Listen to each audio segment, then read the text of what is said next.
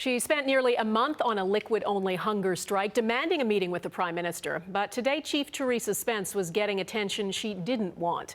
An audit of her reserve in Attawapiskat has been leaked to the media, and it found tens of millions of dollars in spending wasn't properly accounted for. As Mike Couture reports, band managers are on the defensive, saying it's all an effort to discredit Spence and her protest. No talking to the media. Oh, okay. Sorry. Get out of the way, please. Don't touch me. Get out of the way. Those guarding Chief Theresa Spence are closing ranks and limiting media access to the island where she's in day 28 of her protest. The welcoming tone has changed, likely because of the release of the long-awaited audit of the Attawapiskat First Nation. It shows, on average, 81% of the files reviewed didn't have an adequate paper trail to track their spending, and over 60% had no documentation to show how the money was spent. This audit was ordered by the federal government after a state of emergency was declared in the community back in 2011. Ottawa wanted to know how residents were living in squalor despite investments of $104 million over 6 years. A spokesperson for the minister told Global News, quote, "The independent audit speaks for itself, and we accept its conclusions and recommendations."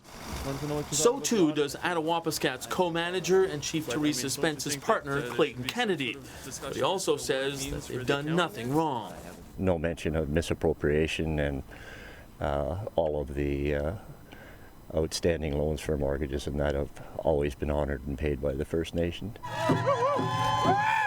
There are separate reports showing together Kennedy and Spence earn $200,000 annually while the community lives in poverty. Kennedy doesn't deny it. In fact, he defends it. And I think if you compare basically what I've earned with what other co-managers have earned in the province and across Canada, you'll find that my rate is more than reasonable.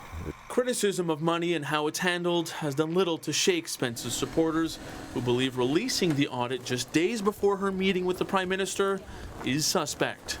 I think this is just a grab with Harper, trying to discredit a woman, to make her look bad in the public's eyes. Now, it could end up being even more of an issue leading into Friday's meeting between the Prime Minister and First Nations leaders. Aboriginal funding could end up at the top of the agenda instead of treaty issues that Spence and others so desperately want to talk about. Donna,